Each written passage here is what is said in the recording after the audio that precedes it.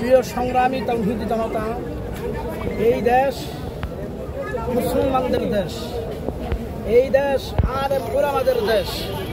এই দেশের মানুষের ধর্মের সাথে, কোরআনের সাথে আত্মার সম্পর্ক।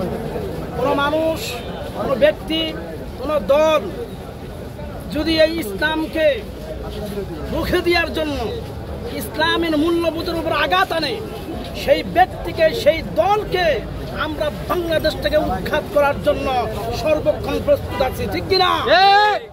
বাংলাদেশের ডক্টর ইউনূসকে আমরা বসিয়েছি, এই ডক্টর ইউনূসকে আমরা নামাইতে জানি, ঠিক কিনা?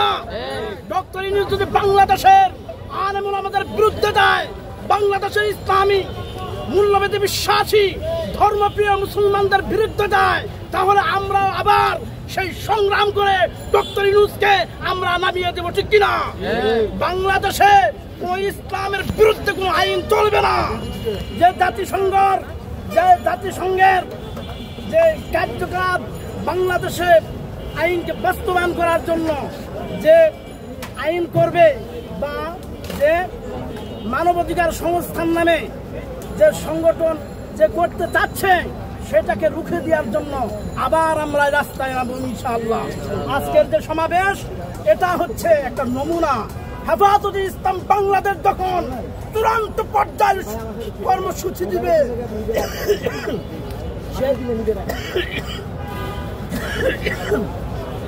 সেই কর্মসূচিতে আমরা যে কোনো সরকারের পদক্ষেপকে রুখে দেওয়ার জন্য আমরা আপামার জনতা মুসলমান রাস্তায় নেমে আসবো ইনশাআল্লাহ।